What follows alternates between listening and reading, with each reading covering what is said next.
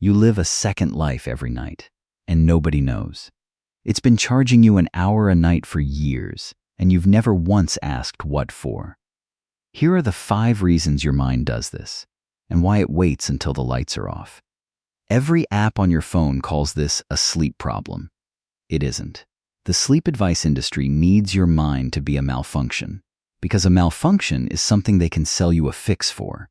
So here's what actually happens up there. The light goes off. Your body stops. And somewhere in the next 90 seconds, the coworker who talked over you in Thursday's meeting comes back. Except this time, you have the sentence, the one that lands so cleanly the room goes quiet. I'm describing your Tuesday, aren't I? Then the scene changes. Someone you've exchanged maybe 9 words with in real life crosses a crowded room to find you. Changes again. Your phone lights up with an apology you stopped waiting for 3 years ago, word for word, in their voice. And then the last one, the one people don't admit to, your own funeral. And you know exactly whose face is wet. Somewhere in there you check the time. It's 2:40. You're up at 6. 5 reasons. If 3 of them sound like you, I want you to remember which number hit hardest, because I'm going to ask at the end. Stay with me for the 5th one especially. It's the reason the other 4 exist. Let me introduce you to Renata. She's 33, she rents a 1-bedroom in Sacramento, and on Sunday night she is the most competent person you know. Inbox handled, lunches made. She's the one her friends describe, without a hint of irony, as having it together. There's a half-finished crossword on her counter from this morning, and a bag of frozen blueberries she eats straight from the freezer, standing up, like a person with no witnesses. At 12:40, she turns the light off. At 1:14, she is standing in a conference room that does not exist, saying a sentence she has been building for 6 weeks. Here's the part almost nobody explains, and it's the reason the title of this video isn't just daydreaming. There's a narrow stretch between awake and asleep that researchers call hypnagogia. And the strange thing about that window is the order things shut down in, your analytical brain. The part that runs the schedule, filters what's appropriate, decides what's worth your time, powers down first. The emotional part is still fully lit. So for a few minutes every single night, you are running, feeling at full volume with the editor already gone home. That's the door. And everything you press down during the day walks through it. The comment you decided not to be hurt by. The praise that never came. The version of you that would have said something. What everyone calls overthinking at night isn't a defect in your sleep. It's the only unsupervised hour you get. In 1928, a researcher named Maria Ovsiankina ran a study that basically nobody outside psychology has heard of. She gave people simple puzzles, then interrupted them partway through, took the puzzle away, changed the subject, moved on. Then she left the room. They went back to it, on their own, unprompted, without being asked, sometimes after being told the task was finished. Something in them refused to leave a thing standing half open. Now look at your day. It's full of things somebody interrupted. Except most of them weren't tasks, they were sentences.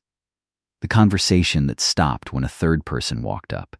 The message thread that just ended, and you still don't know if you were the one who ended it. The interview question you answered okay, not well. The argument where the other person got the last line and walked out, and you got the doorway. Daylight almost never hands you a clean ending, and your mind, genuinely, cannot stand that. So at 1:14 in the morning, with the editor gone, it goes back and finishes the job. It writes the ending nobody gave you, which sounds harmless. It isn't, and the second reason is where it starts costing you something. Here's the part I'd want to know if I were you.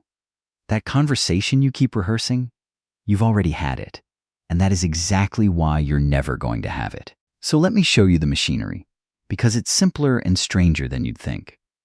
Your brain doesn't release its reward chemistry when good things happen. It releases most of it while you're approaching the good thing. Dopamine is an anticipation system, not a celebration one. It fires for the walk toward the door, not the room behind it. And your imagination has learned to hack that. When you build the scene where you finally say it, where you're chosen, promoted, understood, defended, your brain runs the anticipation and pays out. Not the full amount, but enough. You've been paid in advance for work you never did, and the machinery upstairs can't reliably tell in advance from a paycheck. So here's the uncomfortable arithmetic. The imagined version costs you 11 minutes and no risk. The real version costs you a shaking voice, an actual face across from you, and the possibility that it goes badly. Your brain, being efficient, keeps picking the cheap one. So the rehearsal gets so satisfying that the real one starts to feel redundant, like something you've technically already handled and can therefore let quietly expire. But you didn't decide to stop wanting the real thing. You just kept accepting the sample until the sample felt like dinner. I need to stop the list for a second, because if I only describe the good scenes, I'm describing somebody else's head, not yours. Some nights the scene is you losing. You've rehearsed the phone call where the news is bad. You've sat through the version where you say the brave thing and their face doesn't change at all. You've watched yourself get it wrong in front of the exact people whose opinion you pretend not to track. And then there's the quiet one, the one that isn't dramatic at all. Somebody you don't speak to anymore, and in there, you still do. The relationship is over in every room of your life except that one. You're not fantasizing in that scene, you're visiting. Here's what your brain is actually doing. Overnight, during REM, it runs something called emotional memory consolidation. It keeps the information from an experience and slowly files down the sharp edge of the feeling attached to it. The hypnagogic window is the loading dock for that work. The material has to be brought up before it can be put away. So the thing that feels like proof you're stuck is, some nights, the exact machinery that gets you unstuck. Quick pause. If any of this is landing, subscribing genuinely helps this channel reach the people lying awake right now thinking they're the only one who does this, and it takes you 2 seconds. Then come back, because the third reason is the one people get defensive about. Psychologists have a term for how much authorship you feel over your own life, your sense of agency. And if you actually audit a normal Tuesday, yours is thinner than you'd like to admit. You don't control the tone somebody reads your message in. You don't control whether the person across the table slept badly. You don't control the timing of anything that matters. In the scene, you control all of it.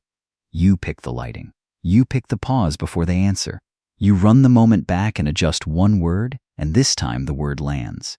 You've directed the same 40 seconds 9 different ways, and you're the only person alive who knows how good the 9th version was. And that's what a person does when they've been handed almost no authorship anywhere else. They go somewhere, they can have some. But I'm going to say one hard thing, and it's only for some of you. Some of you aren't imagining a better life. You're directing one. Because a version you control can't turn around and reject you, and daydreaming is a much kinder word for that than fear is. Human beings run a continuous story about who they are. Psychologists call it narrative identity.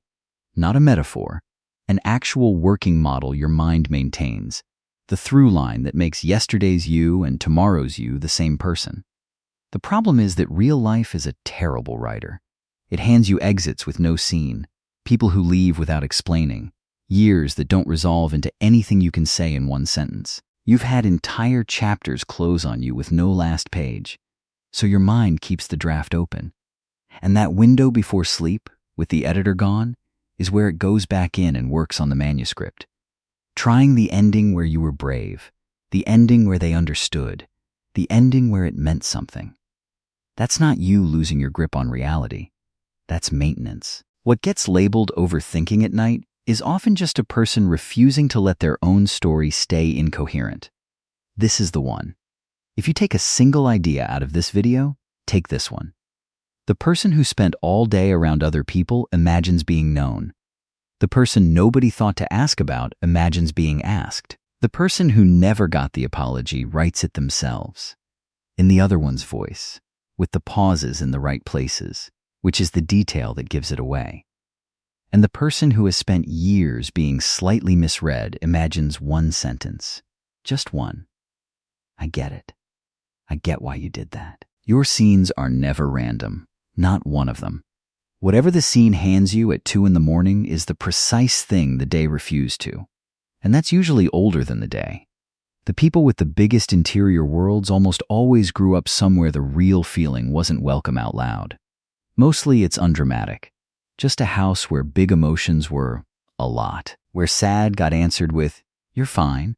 And needing something got answered with a slight change in the room temperature, so you learned to say it somewhere else. In the back seat, in the shower, in the 20 minutes before sleep with the door shut. That room got enormous because it had to hold everything the other rooms wouldn't. You didn't run away from your life. You moved part of it somewhere quieter, where it was finally allowed to happen. Now here's where I have to correct the story you've probably been telling about yourself. A Yale psychologist named Jerome Singer spent decades on this and wrote a whole book about it called The Inner World of Daydreaming. He found that people who run rich, elaborate inner scenes, he called it positive constructive daydreaming, tend to score higher on emotional regulation and on creative problem solving. Higher, not lower. Read that again if you need to. The trait you've been treating as evidence that you can't handle real life is, in the research, a marker of a fairly sophisticated relationship with your own inner world. So stop reading the scenes as a symptom. Start reading them as a map, because that's what they are. Every night, your mind draws you a picture of exactly what you want. Being known, being chosen, being forgiven, being asked. And it draws it in the only handwriting it fully trusts, which is the handwriting it uses when nobody's watching. You're allowed to want the thing you only let yourself want at 2 a.m. Here's how you start moving it into daylight. 3 steps. And the third one is the one that changes things. First, when you catch yourself mid-scene, don't shut it down. Ask what it's asking for. 1 word. Known, asked, forgiven, chosen, safe. You'll be surprised how often the same word shows up all week, and that word is your actual problem, not the sleep. Second, move 1 scene 1 inch. Just the first line of it. Send the message that says, "Hey, been thinking about you." Ask the one question. The real version will be clumsier and smaller than your 9th take, and that clumsiness is the price of it being real. Third, and this is the one, say 1 true sentence out loud to 1 person this week. The sentence you have only ever said in there. 1 sentence, and that's it. Because a scene that finally gets said out loud stops needing to be rehearsed, and your mind stops calling that meeting at 1:14. Renata still turns the light off at 12:40, still eats blueberries standing up. Nothing about her Sunday nights got cinematic. But last Tuesday, she said the thing in the real conference room, and it came out badly. I'd want to lead that one. Nobody welled up. Nobody said, wow. Somebody said, okay, sure, and the meeting moved on to the budget. And that night, the room in her head was empty. Not because she'd been fixed, because the sentence finally had somewhere else to be. Those scenes aren't a fake life. They're you with the noise turned off. So tell me, which of the 5 was yours? 1, 2, 3, 4, or 5? Just the number in the comments. I read them, and I promise you the numbers are going to cluster in a way that tells everyone here something about themselves. And if you're watching this because overthinking at night has been running you lately, subscribe. This is the whole channel. The stuff going on in your head that you assumed was only going on in yours. Sleep well, or at least sleep knowing what that second life of yours actually is. A draft.